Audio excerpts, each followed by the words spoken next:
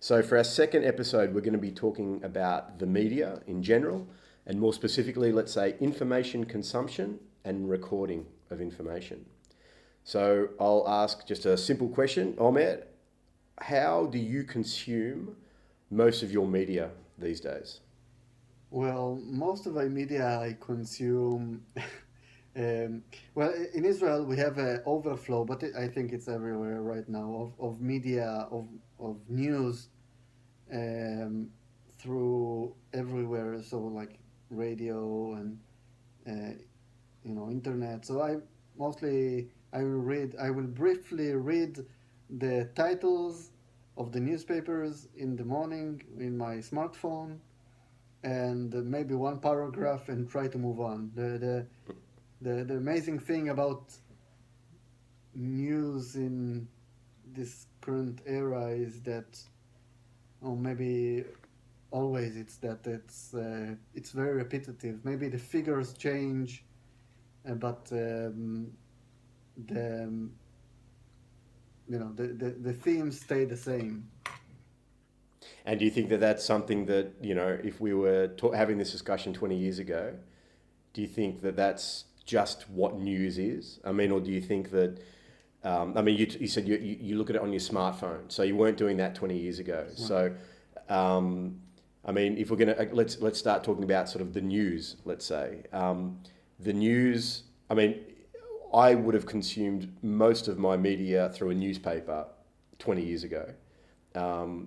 I might spend a couple of minutes per day on a newspaper website online these days, but like you, most of mine is through social media. It's all online, which has changed everything. I think it's changed the way that we consume our news, and it's also changed. Well, it's changed the content, but it's also changed what we think about what we read and how thoroughly we go into it. Let's say.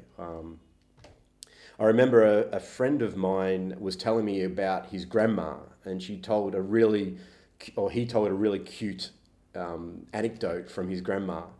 And she was telling a story, and she said that something was true and something was factual, and it was 100% sure. And he asked his grandma, "How do you know, Grandma?" And she said, "Because I read about it in the newspaper." And I think this is sort of a nice way to go into what we're talking about. It used to be that news was in some form or another truth or fact, or it was perceived that way. And we digested it in a way in which we thought we were digesting the truth. And now things have changed, so much in, like I say, how we read, how we get our news, and how we distribute it also. I've heard once. I don't know whether he is a philosopher or but he was. But I don't remember where I read it. But his way of kind of distinguishing between the different eras in human history was actually the way in which the media was spread. So in the ancient world, the media was just people. There was like a person that came, moved maybe from one city to another by foot, or and then telling someone, there is a military that is approaching, like approaching us from the east, and we and there is a war between these tribes and some and so we need, and then throughout history we human beings, like different cultures, invented the written medium, like writing it on papyrus and then sending it and then printing it and then broadcasting it, and now it's on in the internet, like 24 hours continuous flow of information from throughout the world. And it's not there's nothing physical. I mean, if you bring it right back to your first discussion, it was a human being writing on a piece of paper or bark or whatever it was at that time, a message, and then transmitting it. And I guess just while I was listening to you talking, it struck me as how much more valuable that piece of news must have been before. Because it was, if it was lost, it was literally a matter of life and death, let's say. So there was a message. We had to be discerning in what we wrote. It took time, it took effort, it took energy, it took so many things. And as you say, it was about really important things. So it was essential that information was transferred. Now, literally again, by the click of a button, we can publish anything. And so the value of that, what is the value? Is there any value to most of that compared to how we used to share information in the past? Yeah, And I don't even think it's necessarily in the past. I had a recent experience when I was in Papua New Guinea 10 years ago, and I was traveling in some relatively remote parts of the country, and I would arrive at a village, and sometimes they would know that I was coming before I arrived. And this was done, I worked out later on, there were two different ways. One is that they were sending messages either through drums or something like this that was transmitting information audibly, so, and actually playing a rhythm of a drum, letting people know news. Or they would send a human being, like a boy, running ahead of me from one village to the next to tell people to expect somebody. So yeah, I mean, obviously we're talking in the past, but also there's in various parts of the world, whether they be as technologically advanced as others, still practicing, I don't know, let's say more traditional forms of media and communication. Yeah. So in this old way, there is almost no kind of redundancy, as you said. Like what as you asked about the value of the information. Yeah. In the old way of like that one or few kids are running ahead and transferring the news, the redundancy in the information is very small. Like nowadays, like there is indeed for each kind of event we have like cover of by I don't know dozens of agency news of yeah.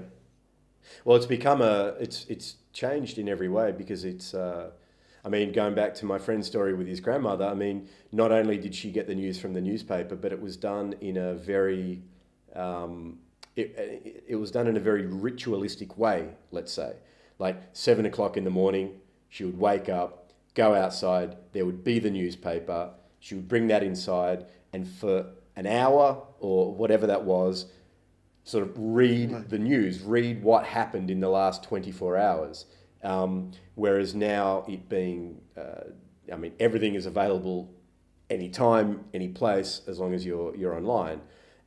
So I think the way that we consume the media has changed, but also now it's become this battle rather than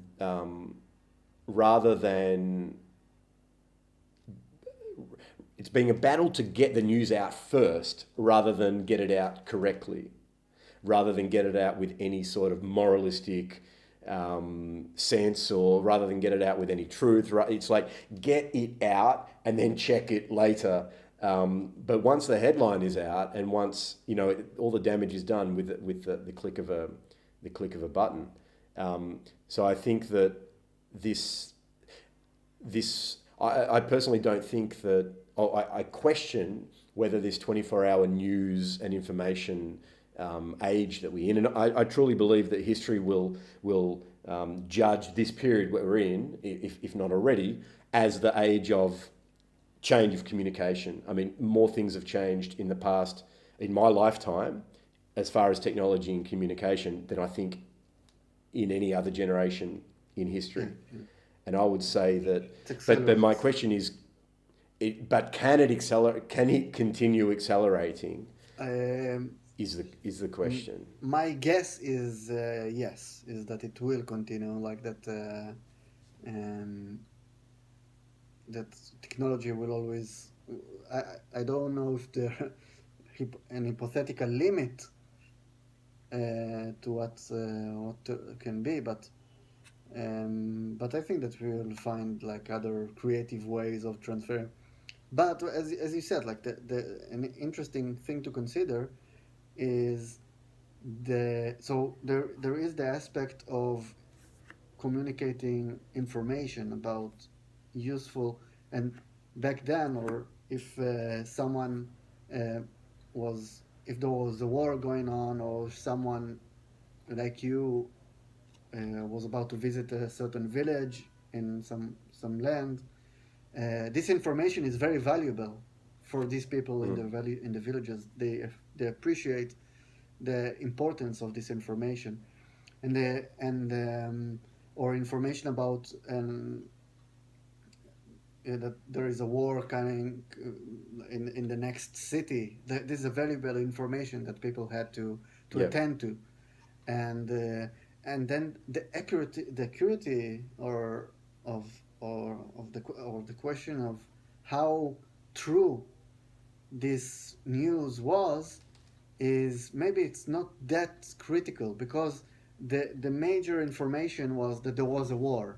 If this is Right. correct, and this is already like a very big deal, right? If David Yes. is coming to our village, this is. But whether David is tall or short, or whether David is from Australia or from Germany, this may be not, like, maybe less of importance. Well, but if it's good to know whether they're coming from the east, the west, the north, or south to be Right. prepared for that for that oncoming Yeah. war. I mean, I would say that there was that without just thinking about it, I would say that there was it was more valuable and it had to be more accurate, or it was more value in it being more accurate before than today, because today you get it out first and you can follow it up so quickly, like literally 10 minutes later you can update that news with once the heading is out there, the story follows. um, but what happens is once that heading is out there, and if there are no regulations on how that heading is actually put out there, all the damage is done with that heading.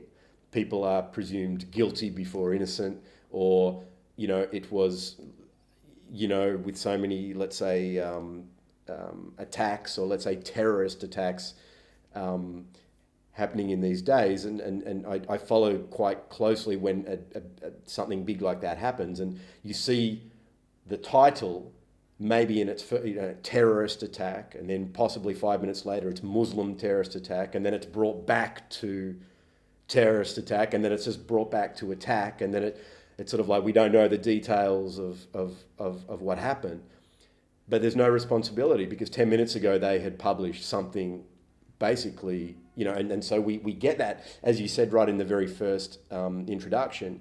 You read the title and you read the first paragraph, and a lot of the time that's how we digest our news, and so we go and we transfer that knowledge to someone else and say there's been a Muslim terrorist attack, and I think it's a really I personally hope that we don't continue in the same acceleration.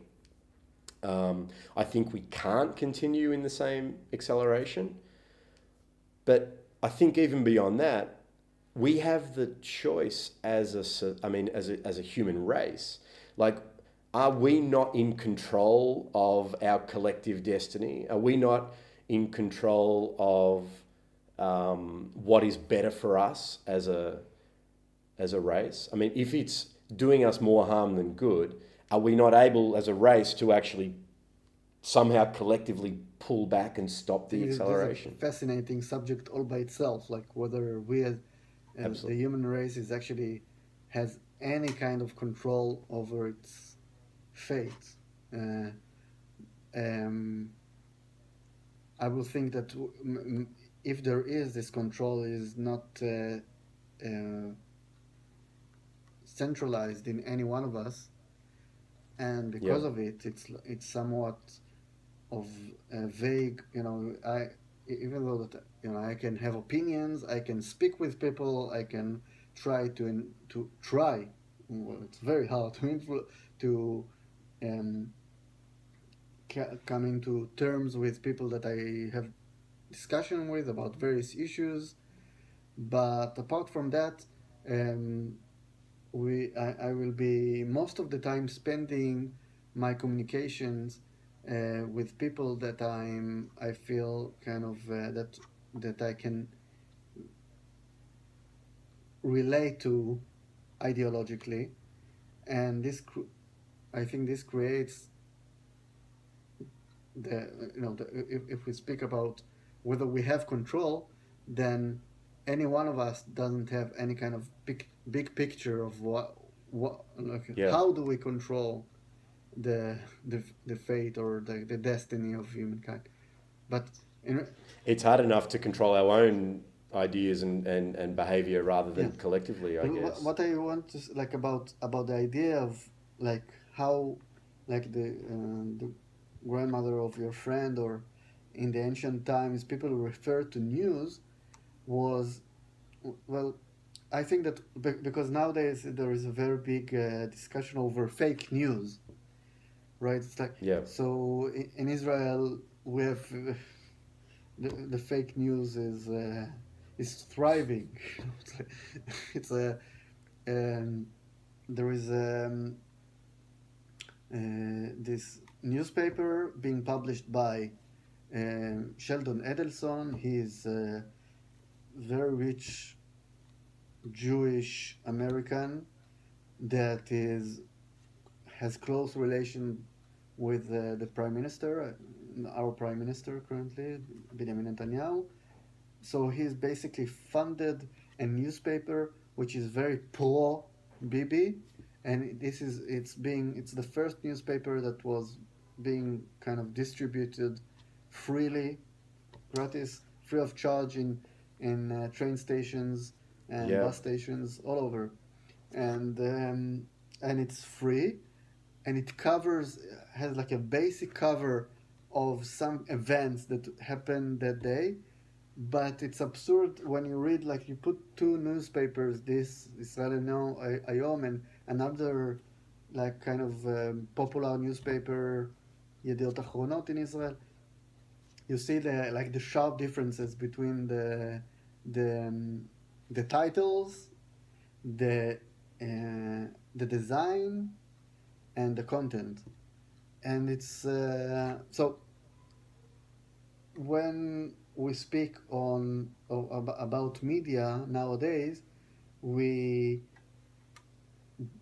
besides speaking about commu- communication of information, of kind of facts, what happened, and when we speak about facts, or we can, what I said before is that it could be that a very like the rudimental fact is transferred, like um, the king of our neighbor city just died. This is maybe a valuable information. Now, whether he died in his sleep or died from poison or died whatever, this is maybe of could be very juicy kind of information, Yeah. but it's not effective right now, right? No, but that's what sells the newspapers. Right, exactly. So what Yeah. sells the newspapers is the drama, is the story.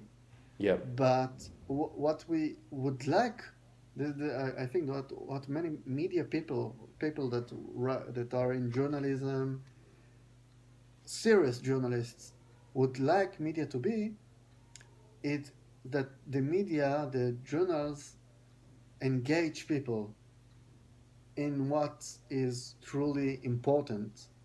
So they cover the story as you cover the story of the cutting of rainforests in Papua New Guinea. This is a very important issue, and would like you would like and or other stories you'd like that people will be engaged in, like, do something about it, because this is a very as in the same way that the person that ran from one city to another Yeah. to communicate the fact that the king just died, he knew that they need to do something now, for example. Mm-hmm. Yeah. But nowadays, most of the 99% of the media doesn't work this way. It's just gossip. We consume here in Israel. We see what is happening like on a daily basis, what is happening in United States, or in Chicago, or like crime scene in Chicago. Yeah. But it's not just gossip. It's someone else's gossip. Like, you're being, for example, whoever is funding that supposed newspaper is it's sort of like whoever is funding that newspaper is dictating what's being talked about at offices around the world during lunch break. You're being kind of told what is news or what is important. You're told that Kim Kardashian, blah, blah, blah, is interesting and important. So that's what the world is sort of talking about the next day as something interesting and important happening in the world. Or whatever happens to be in that kind of gossipy form. And the media, like, for example, I was going to say exactly the same story about my experience of this free newspaper, both in Australia, and also I lived for a time in London when I first saw it.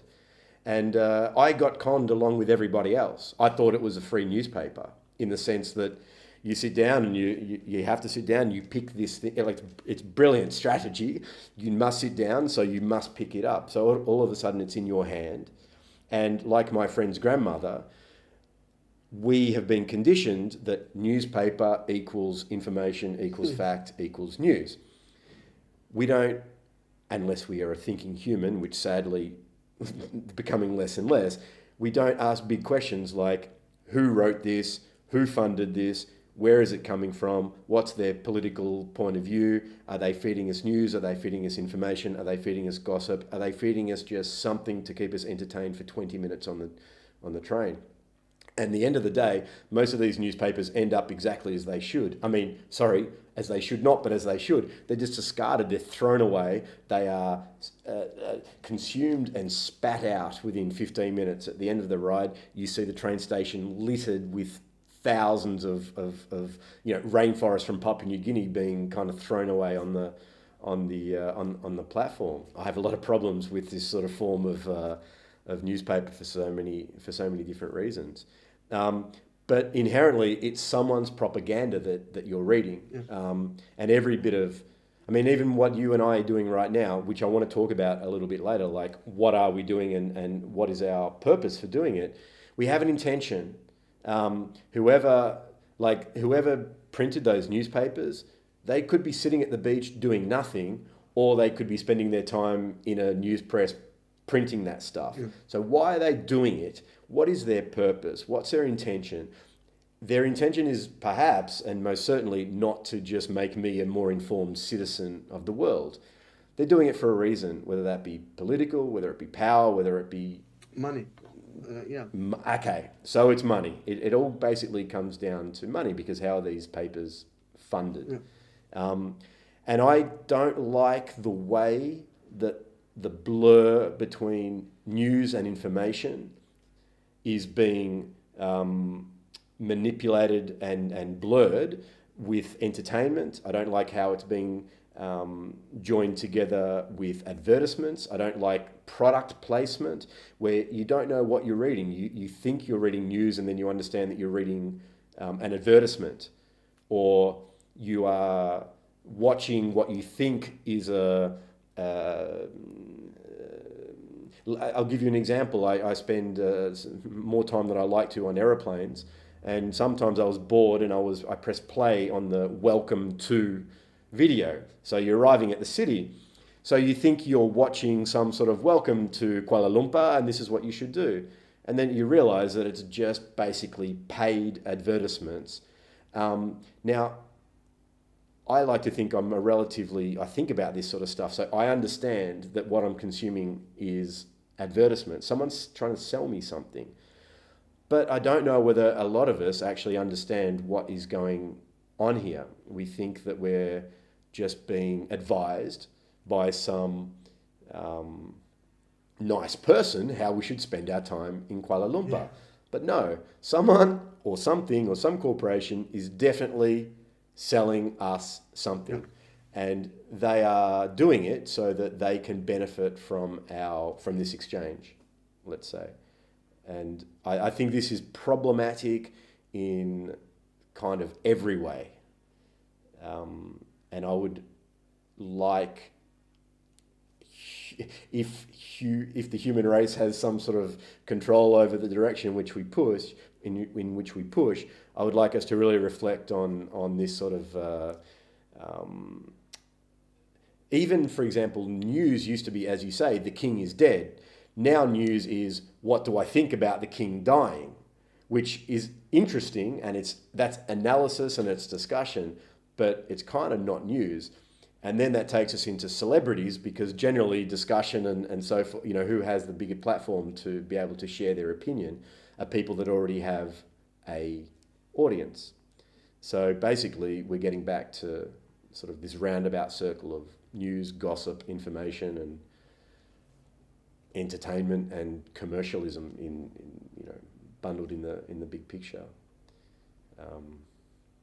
So I hope we have some form of improvement in the way we kind of approach these things moving forward. Yeah, like I know that I've was searching for a piece of writing of Hermann Hesse about him describing his surprise in reading newspaper. He says that, what I remember vaguely, he says that he never read newspapers, and Hermann Hesse, like it is in the 30s, last century, and so this is when news was good. Yeah. And he received like a parcel, and the parcel was kind of packed in old newspapers, and so this was the first time that he kind of saw newspaper for a very long time, and he opened, and this is Hermann Hesse. He's a Nobel laureate in literature, and Goethe, like he won the Goethe Prize for literature in Germany, and he's one of my favorite writer, and very, very creative and insightful writer. And he was reading newspaper, and he's surprised at how how amazing that for him, writers, like he writes cynically, writers are the most boring people on earth. Like they write such boring stories, and while in the newspapers, this kind of that he was reading. I think the story that he read is that a guy, young guy, murdered, shot his mom with a gun accidentally in some city in Germany, something like this, and so this was so the full article I didn't find, but what I did find is another article in which Hermann Hesse refers to how people read books, and Okay. I think this relates to it, because I think it relates to what we are kind of doing here. So, as much as Hermann Hesse doesn't like to kind of make categories of human beings, he writes here about trying to kind of define 3 types of readers of books, and I think this is not only for books, but the first level is, so he writes this description of the first level of reading books or consuming media in our context. So he writes, everyone reads naively at times. This reader consumes a book as one consumes food. He eats and drinks to satiety. He is simply a taker. Be a boy with a book about Indians, a servant girl with a novel about countesses, or a student with Schopenhauer. This kind of reader is not related to a book as one person is to another, but rather as a horse to his manager, or perhaps a horse to his driver. The book leads, the reader follows. And so, this kind of reader assumes in an uncomplicated way that a book is there simply and solely to be read faithfully and attentively and to be judged according to its content or its form, just as a loaf of bread is there to be eaten and a bed to be slept in. Mm-hmm. So I think that this is a good kind of observation of Hermann Hesse about how people consume information in general, because book used to be, and it's still in Hermann Hesse time, book used to be, it was before television, and it was for many people a mean of entertainment. True that they were like, and as nowadays we look at books as something which is maybe high quality entertainment. This is also because throughout history the books that kind of survived were like the masterpieces, but when there was no kind of many other competing media sources like internet or TV or radio, there was like a very broad spectrum of books that you can read, like very, very low level books and very high level books. And so book is a good analogy to what we are speaking of.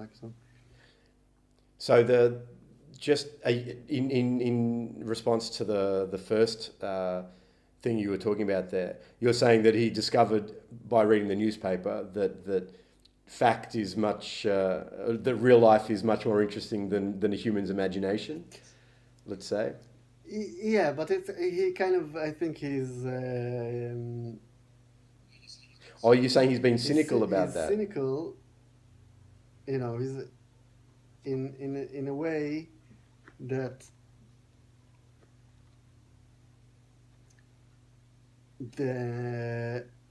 he emphasizes there that the stories themselves are mostly drama.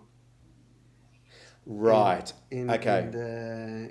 In the newspaper. And they satisfy our need for drama. And the drama can be very, very complicated. And if you read Hermann Hesse books, usually the drama is, for a book, is minimal. And what is happening is mostly in the kind of the psychological level, which is the real happening is there. And do you think? I mean, I have a view, and I consider it a lot. So I'm a documentary filmmaker. But first, I'd like to say, because we sort of were chatting a lot about the news, and I'd like to move on from that, but I'd like to say one more thing. Journalism is very important and is essential, and news is, like, I don't want it to sound like I'm not for the good journalism and consumption of very good, high quality news. I most certainly believe that I'm a documentary filmmaker. I don't produce journalism, but my films are somewhere between journalism and cinema, let's say. And most of my topics I discover through journalism, through reading, through the great work of other people that alert me to something which opens my eyes and mind to something that I didn't know about, that makes me want to explore that even more. So, but I believe that it's got to become much more, we need to get back to it becoming much more rigorous, much more ethical, much more, researched and with the end goal. I mean, the end goal in any of this, whether it's newspaper, whether it's what we're doing online, whether it's news, is trying or try to get as close to something called the truth, which we can probably again have another discussion, a whole hour about what is the truth and does it exist. But, I think that's what I want from my media. So where I would like to take this now is away from, let's say, the news, and talk about different ways of, or not different ways, but different methods of communicating, and how in 2017 things have changed in the sense of long form going to short form bits of information. So everything is, or not everything, but the general push today is to short, snappy, easily digestible bits of information that we can consume in 20 seconds between our house and the tram stop, or over a lunch break or something like that. And I think it's extremely relevant for a whole lot of reasons. And so you're talking about books, and I often think, what's a wonderful thing when I go into people's houses is I love seeing books on shelves. And you think that these books have been written. I mean, the concept of a book is that it's not short form. It takes time. You're required to actually sit down and read it. You need quiet time. You need a lot of time. And I really hope that even as we are pushing, as you say, accelerating in this way, I still hope that we are able to recognize the value of this long form communication, whether that be a book, whether it be a film, whether that be, whatever that is. And I think that my fear is that as we go away from this long form and we just get this easily kind of digestible information, the value becomes less and less and less. I mean, the value in those books, and the value is obvious because those books, maybe they're from decades ago, maybe they're from centuries ago, but we still keep them on the shelf. Yet we buy a magazine or a newspaper and we digest it today and we physically discard it. Like we say that we've consumed it, it's had its purpose, which is a short-term purpose, and then we move, and then something else is printed the next day, and then we read that for the next little bit of information. So what I wanted to kind of talk about was what we are doing also with this discussion, and why I thought it was really interesting to do this sort of, to make these videos or podcasts or whatever you want to call them, and in the way that we're doing it, because we're having a long form discussion, and I think that's really important to do. Not necessarily saying that what we're doing is important, but I value very much these, because you can only go really in depth with time. But then that poses the question: we, by doing this long form, thorough discussion, are not going to be, our videos are never going to be viral. They're never going to be the front page of, millions of people aren't going to watch them and share them and watch them in their 5-minute, toilet break or whatever it is. But I believe that's why we need to keep doing it, and why people need to keep writing books and make films in long form.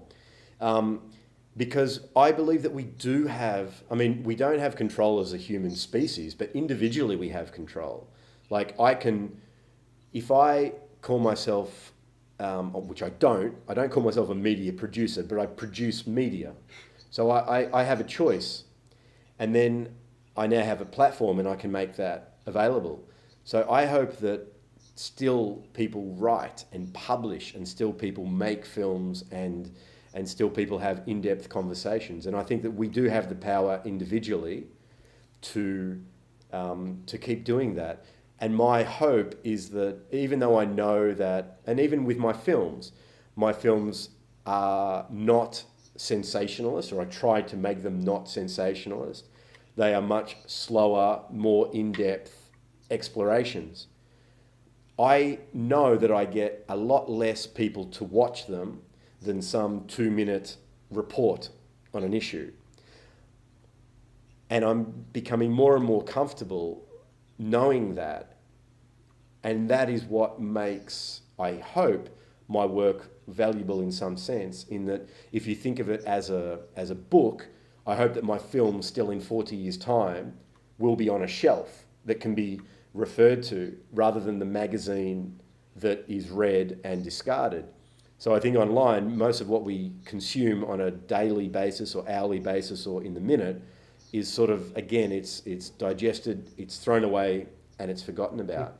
And so I think that we have, by our actions, and last week we were talking about activism, and the thing that I hope people discovered from our discussion, though it wasn't, we never actually mentioned it concretely, is that our activism, or it's the way we live our life, or the way we live our life is the example to others, let's say, or it's all we have control of. I can only control what I do with my time and what I produce and what I think is important. So I hope that, that we can continue these sorts of discussions to go deeper into issues, knowing that perhaps fewer people are going to watch our videos than if they were some sort of snappy video, but hoping that at least one person, if what we do touches one person, that's something, and they're able to take something from it, that's a pretty amazing thing. When you do follow the tips and kind of ways, or sneaky ways of attracting the attention of the mass of the people to hear the bit of 10 seconds or a report of 30 seconds of whatever, and you kind of, what I feel here is that this is this technique is not a technique of really kind of giving of respecting the person that you communicate the information to, in a way that you say, okay, so I give you now a real report of what I have seen. It's true. I try to be as objective as I can, but it's still I'm aware that I have my subjectivity, but I've tried to do the most professional job that I can in order to give you kind of broader view of a certain situation, and I respect you and your intelligence that you will process it and you will think about it, and you maybe will discuss about it with your friends, and because this is what we human beings should do. We should kind of reflect on our over life, over the reality, and on what we meet. And but when you use this kind of snippets of bits of 1 minute report and in Facebook and all this stuff, this is a campaign. This is a way of kind of attracting people, try to manipulate people, to manipulate the masses to certain to direct them. This is helpful in politics. I don't say I don't say this is evil. I don't say it's wrong, but this technique is used in the political kind of arena. And I don't think as much that I like that political arena is important, because this is what make society run. What we are doing here, I think, is I hope that we try to pay attention to the dimensions of discussions that are often left out in the mass, in the media, because of time, because of that. No one will pay you. No kind of of a publisher will pay you to publish some advertisement on this podcast, because this is But that's the interesting thing. You know, I guess what we're doing, we are two almost middle-aged guys. You know, we're not young, cool, hippie, sexy. You know, we don't have we're not marketable. We're not commercial. Like, we're not trying to, as you say, no. We couldn't walk into any office and say, hey, we have this idea we're going to talk about for an hour online about deep issues and go in depth. We would be shown the door within 2 seconds. But on the flip side, I feel we've spent a lot of time talking about the negative or the controversial or questioning the role of the internet in media and news.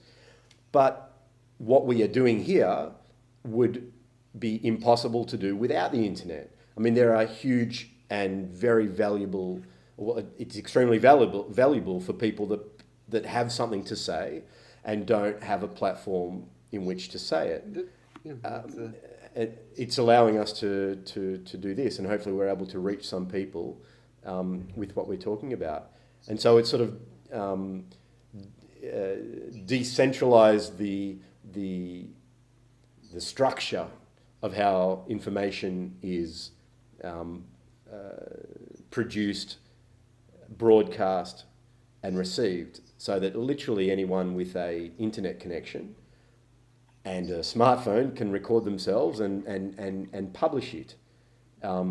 So that leads us to the next, like, is that a good or bad thing that anyone with a smartphone and an internet connection and a Twitter account can all of a sudden be freely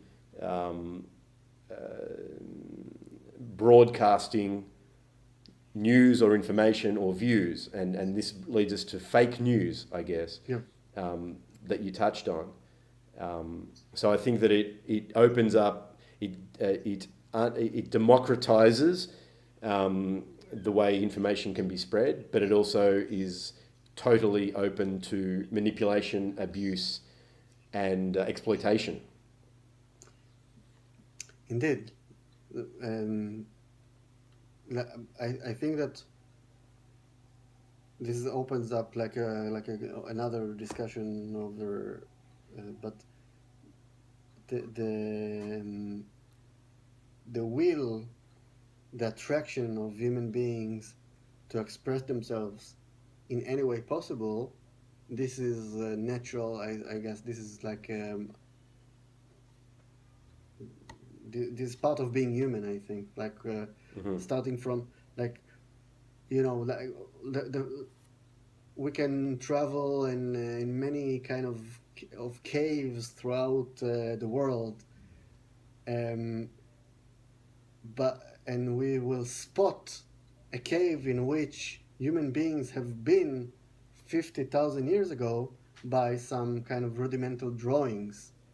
So so we can think that the kind of the creation of humanity, of civilization, started when we developed this kind of obsession of documenting our thoughts and fantasies and kind of broadcasting them out back to the world.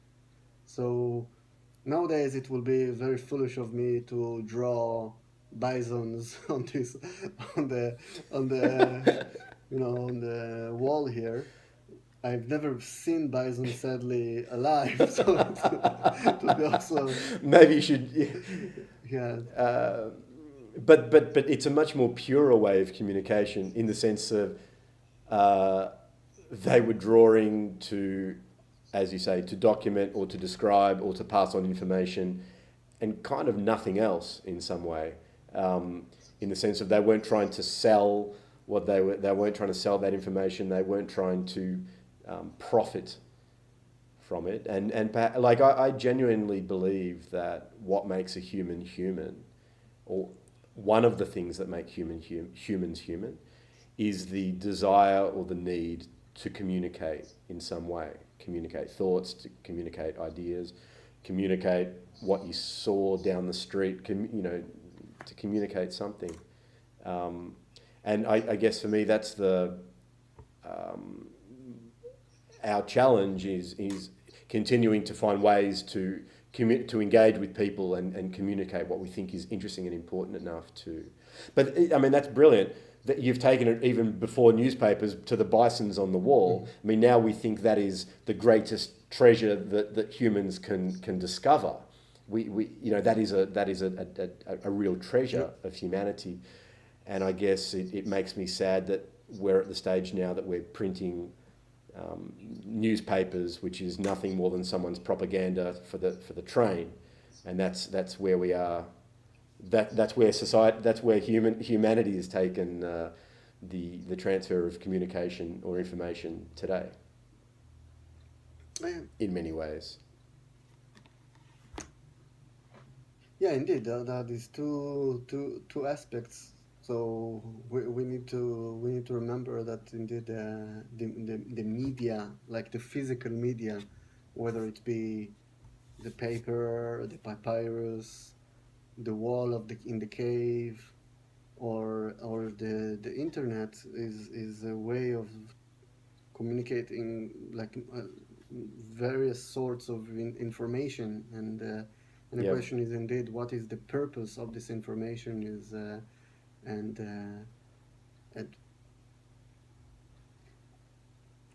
throughout this, like about expressing myself. So what I was, I think that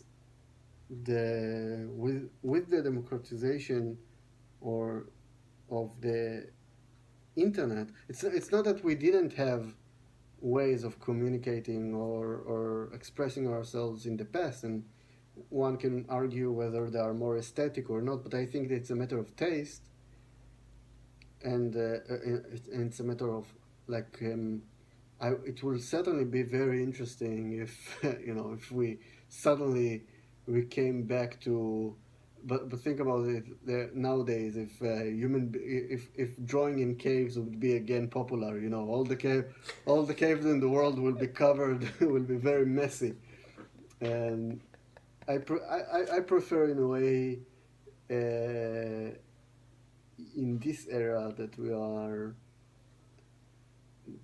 we are actually creating a space, a cyberspace, which is a space stored in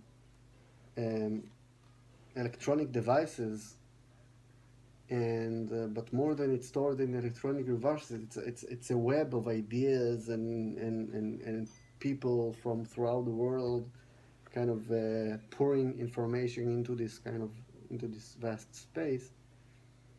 And this might be the first time in human history that we can say that we have the potential. The media gives us the potential also to create something which is humanity of all of humanity. And I've already seen some kind of interesting examples. I'm sure that you have seen. What I came into my mind was a musician that was kind of famous. He's Israeli, so like I've heard about him. That he just took. I don't know exactly the story, but I think that I don't know if he contacted people that he saw in YouTube, and he edited together many bits of YouTube pieces from throughout the world and composed it to songs. So his whole discs it's a kind of advertisement, but it's interesting to see of songs which are made of people from throughout the world with kind of harmony in between them. Yeah. So so the media, which is kind of for us seems to be less romantic, from pen and paper, from books, but in a way I also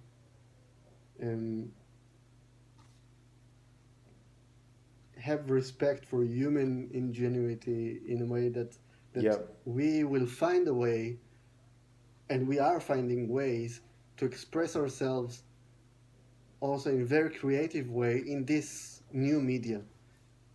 Well, I think the more information there is out there, the more creative we have to be to attempt to secure some eyeballs or some ears to watch or to listen to what we're doing. Yeah. I totally agree with that. And I have this perhaps naive or idealistic notion that in the end, quality and creativity are like not only should they be valued, but in the end they actually rise to the top, in the sense that if you believe in what you're doing and it's done with the right intention, the right honesty, the right rigor, it's creative, it's quality, I do believe that we can very well find audiences for what we've got to say, and those audiences won't just be fleeting, but will continue to be available for us. So I mean, I think that we should probably finish this discussion here, because we've been talking for an hour. I think that's a good time to try to wrap things up. But I think that what we've done is we've given ourselves about 4 or 5 different topics for future discussions. Yeah, so thanks again for the chat, and to anyone out there that's watching this, if you find what we're doing interesting and want to support us, again, please like this video and subscribe to make sure that you get notified of our future chats. So, Omer, chat to you soon. Bye, David.